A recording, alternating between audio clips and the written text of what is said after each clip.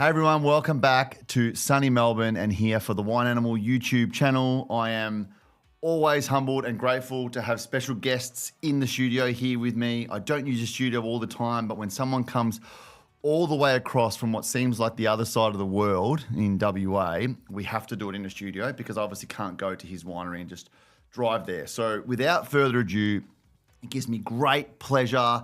And obviously you can see the wines in front of me. I'm always very excited to introduce brushstroke here from Domaine Naturaliste in WA. So the Wild Wild West, as we like to refer to it. So Bruce, thank you. And the floor is yours. Please tell me all about you.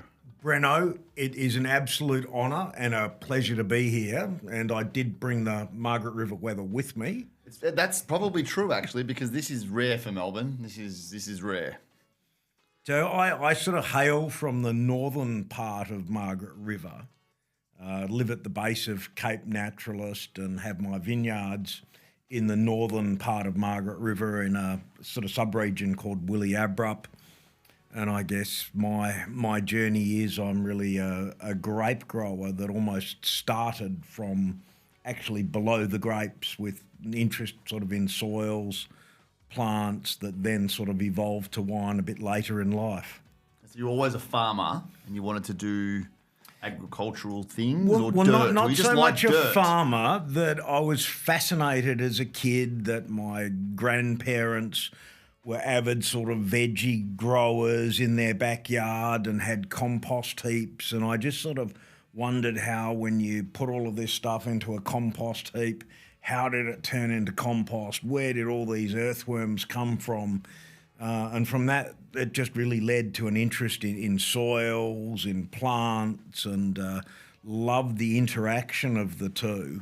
And so I actually started studying that sort of stuff and absolutely loved it. And it was probably halfway through those sort of studies I suddenly realised that, bang, wine is this perfect thing that connects everything together. But it was actually in Western Australia at the time, in the sort of mid to late 80s, there was actually nowhere to study winemaking. Complete sort of void that I had to leave the state and go elsewhere. And I really loved my soils and plants. And so I sort of finished going through that. And so in my first life, I'm a soil microbiologist, plant nutrition person, but loved the wine, and so started working in Margaret River at a beautiful, beautiful Chardonnay producer called Piero in the early 90s. And yeah, beautiful wines. And it was just so motivating and exciting to see this wine industry. And I just had all of these questions that needed to be answered, and I need to grab this information so quickly. And in the final year of my sort of agronomy, I did a project with my University of Western Australia, the Department of Agriculture, and it was about grapevines and nutrition. And anyway, so many of the papers that I'd read had come out of this place called the University of California, Davis. And so shortly after, I ended up working over there at UC Davis as a researcher in the Department of Viticulture and Enology. And I just found this place to be just this melting pot of different cultures and people who loved wine, because there were sort of students there from Japan, from France, Italy, Spain, South America. You know, I was the token Australian just arriving, just as Dean Hewitson was finishing. And I thought, man, this place is amazing. And most importantly, I worked out very quickly that with an Australian accent on American University campus in the early 90s, you could get away with blue murder. Okay. And so I came back, sold up all of my worldly assets, which was, you know, a motorbike and some fishing gear, then went back over to California and actually went back to grad school there at UC Davis, where I did my master's degree in the early 90s.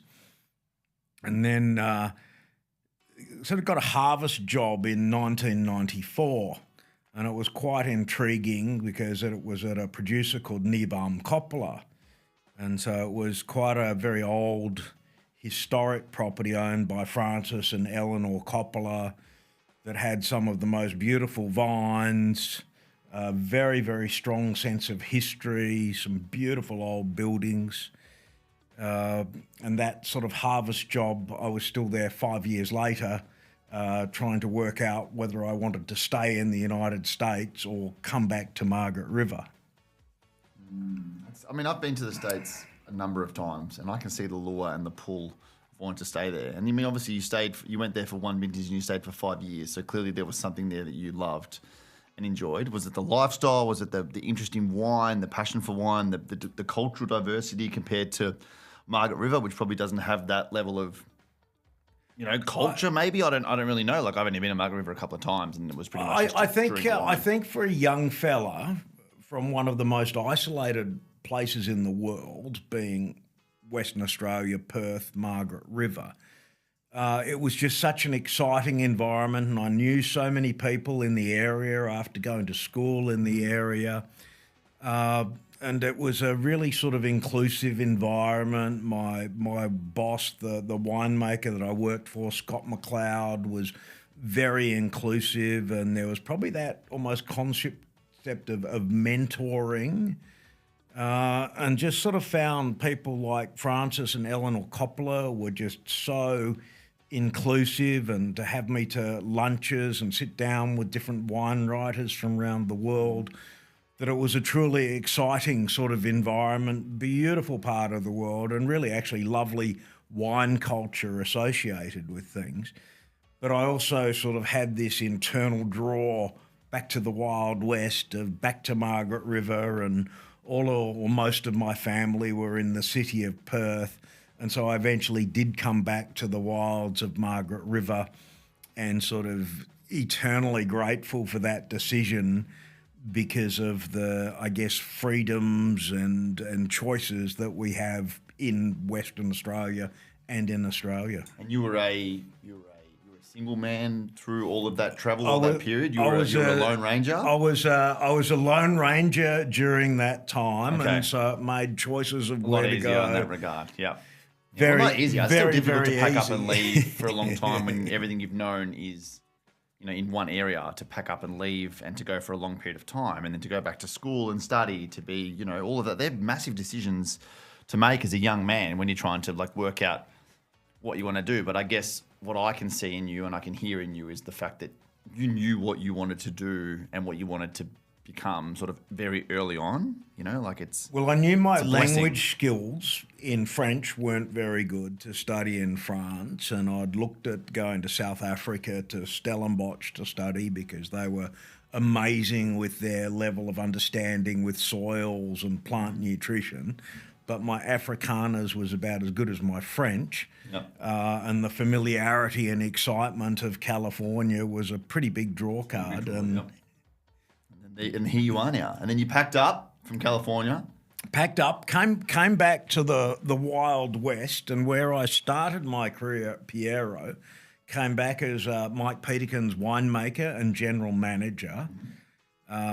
Incredible journey there, incredible experiences. Love the family. I've had dinner with both of them, with Mike and his wife, and it was amazing and eye-opening, because Mike had no idea about Instagram or Facebook or social media or how it operated. Like, he just couldn't fathom that I had put these people together and that his wife knew who I was through social media, and he couldn't fathom it. But geez, the man can make a wine. And I mean, clearly you can as well if you're making wines. What years did you make the wines at Piero? Oh, I was there 91, 92, 93, and then 98, 99, 2000.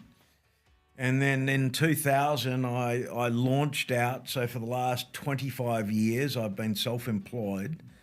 And I launched out and started a business that focused on the soils, the grape growing, and the winemaking as a continuum. Mm-hmm.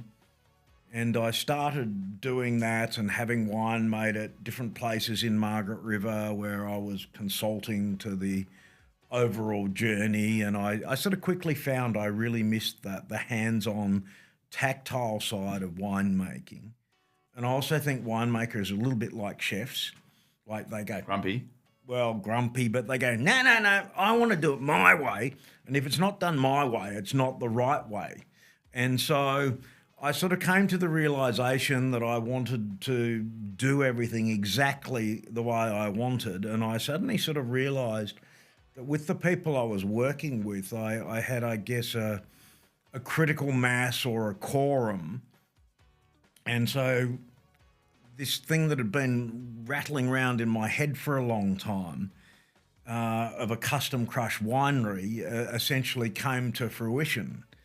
And as I was living where I was living in the Napa Valley, every day I'd like cruise past this really cool place called the Napa Wine Company, and it was a custom crush winery. Yeah. And there were some absolutely amazing brands that were there. Worked out of the wine. And so I sort of always had that in my head and thought that actually the timing was right for it in Margaret River. And so hence I built this winery, and so I could make wine for the people that I was already working with, as well as some additional people. And so that was built in 2003 and first vintage 2004. And so since then, that's what I've been doing, and I just love it because I get to see all these different parcels of fruit, and usually very beautiful fruit, from around mainly Margaret River, but a few other little sub-regions around Margaret River. And so it's such an incredible learning curve for me. And then it wasn't until probably 2012 that we had this milestone that my boys, Oscar and Timmy, were old enough to get into the car, get out of the car, put their seatbelts on.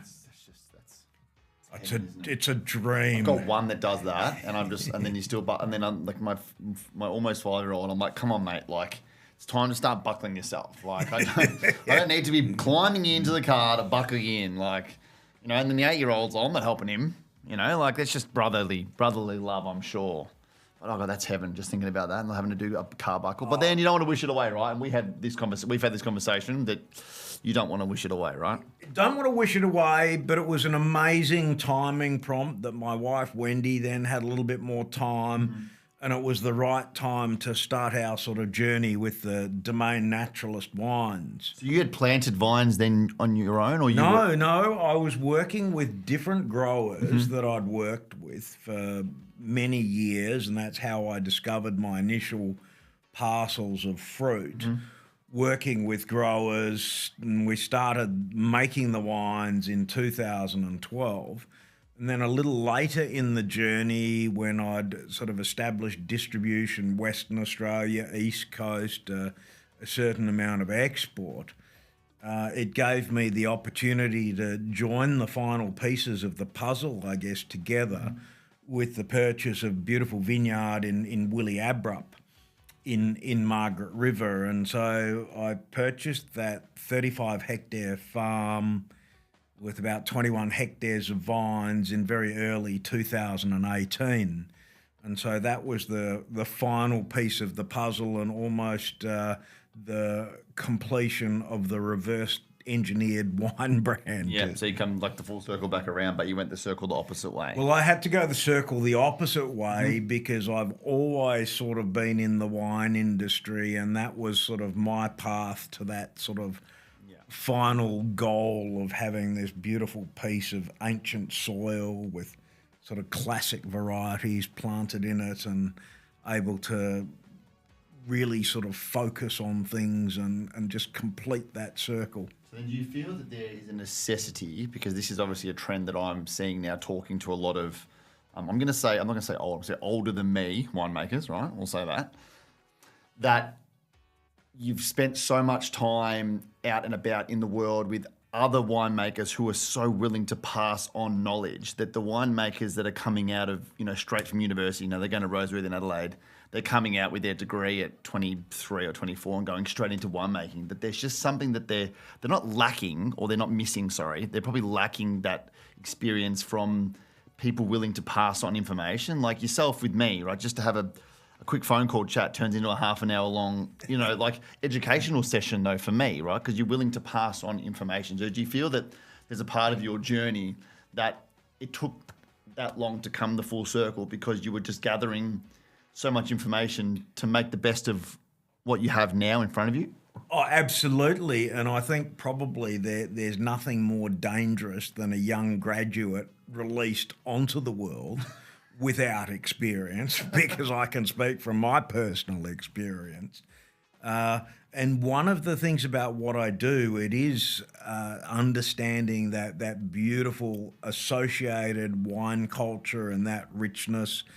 It is being at one place for a long time to really get deeper levels of understanding. And one of the things that I really absolutely cherished in my career was the degree of mentoring that I had in California from Scott McLeod, the mentoring, the tutorship from Mike Peterkin at Piero, that all of those cumulative experiences, I think, have got me to a better place. And I certainly know that what I'm looking for in wine now is very different from 15 or 20 years ago, that I've, I guess, matured. And, well, it's an evolving act, my wife would say, but I sort of have matured, at least, meaning I have changed my sets of values in what I look for in the wines. You're sort of like you're taking bits and bobs from each person that you sort of had mentorship from, right? Like, you know, Mike tells you something, I'll take that. You get something from Scott, you take that. You get something from all your travels, which then accumulates into your brand and what you want to make. And obviously you started, 2018 was your first vintage under Domaine Naturaliste? No, 2012. 2012, but you bought your own land in 2018. That's correct, Okay, yeah. so the fruit source changed in 2018, or you still got some fruit? No, I still work with some of the original growers that I've worked with, because I love the richness of the tapestry of the Margaret River terroir, and I think you can get absolute beauty from certain sites, but if you're looking for different forms of beauty, you can find that at other sites. So what's planted on your property then? So my farm has gradually evolved and focused. And so on that property, it's pretty well a Chardonnay ranch and a Cabernet ranch. And with the Chardonnay, I'm focusing on a couple of different sub-selections of our beautiful Margaret River Gin clone.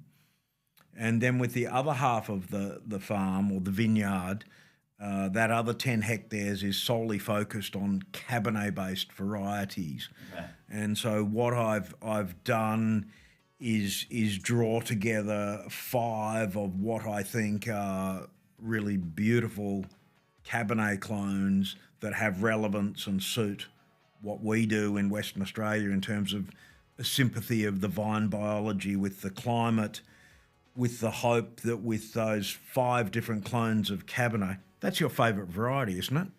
Yep, absolutely my least favourite variety. And so with those 5 clones of the greatest variety on the face of this earth, what it gives is, if I'm making a painting, which is one of the reasons I went to winemaking, because I can't paint or play a musical instrument, but I've got a certain degree of depth and complexity I can get with one colour. But then when I start with 5 different beautiful selections of Cabernet or 5 different colours, I can start weaving a slightly more complex picture. Mm-hmm. And then with that picture, the other parts are some Cabernet Franc, a beautiful clone of Merlot, and Malbec.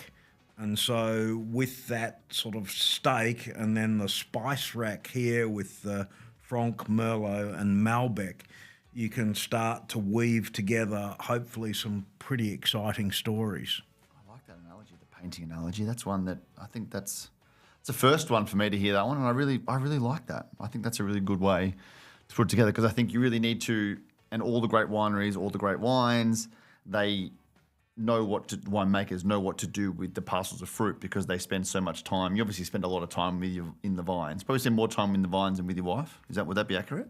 Well, we actually like to do some of these things together. And there's particular things that, say, working with some of the varietals in the vineyard, like with a particular wine I make, that my wife Wendy will come into the vineyard with me, my son Tim, and we'll literally go through bunch by bunch, do the green harvest, remove any of the little sort of green wings, and even on the bunch, if there's an unfertilised berry, so it's still green, that with the tiny little picking snips that we use to cut off the little wings, we sort of pop out those little berries. And to me, it's probably the greatest day of my life, working with my family in the vineyard. Both your boys work with you or just one? No, both of them are fully independent. Yep. But in school, university holidays, They come back and help out. Well, my son Tim does. My son Oscar has just finished his carpentry apprenticeship and loving it. Well, I mean, I hated it. I hated it that much. I did it for 20 years. So that's how much I hated it. So, but I mean, that's nice to know that the children can. There's a lot of winemakers and people in the industry that are like, and I want my children to follow in my footsteps. I'm setting this up for them. But it's nice to let them go and be free, right? Like, let them do what they want to do. I think they have got to go and be free, pursue whatever they love. And I'm forever blessed that my father supported all of those decisions, because in my family, my father was a tax accountant, my sister Minnie is an accountant, and I just knew my brain was not programmed for that. My brain was programmed for something with a creative side, something that was outside, something sort of agriculturally based. And so having that freedom was incredible for me. And I would love it if any of my boys were interested in wine and wanted to come back to it. But I'd actually want them to go and forge their own careers, do their own things first, and want to come back because of this internal burning desire that that's absolutely what they wanted to do. Yeah, like a calling, right? Like you're not like hey, I need your help, mate. Come back and help me out. More like, hey, Dad, I've decided that this is what I want to do. I'm going to go for 5 years and travel around, and then I'll come back and work with you when I'm done. Like, which is fantastic. And I think I've got 4, obviously, so hopefully one of them likes to follow in my footsteps. I mean, I knew that I was an extrovert. I also couldn't play an instrument or paint to save my life. I liked the guitar at school because I thought it would help me get a girlfriend, but didn't work. But it took me a long time to wake up and do what I wanted to do, and now here we are on a Wednesday morning at 10:30 or 11 o'clock, whatever it is, and we're about to crack into some wine, and what more do you need in this world? But we're going to wrap up the Domaine Naturaliste story and the Bruce story, because I think the story is really relevant for everybody to sort of understand the man and to understand how much effort goes into where you worked. Like, I didn't know that you were a Piero, like, personally, right? And I'll be honest about that. I don't do a lot of research on my guests. I like to wing it more. I feel like it comes across more naturally. So I would like to say a massive thanks to Bruce for flying all the way from WA just to sit here with me for an hour. That's not true. He's actually here for a lot more than that, but he's definitely given me some of his time, which is amazing. And Bruce, what we're going to do next, in the next episode, is we're going to run through these wines and a couple of mystery wines, I think, because I've got one for you. And this is going to be great. Breno, I love a mystery. I'm ready. Thank you. Thank you for watching, and stay tuned.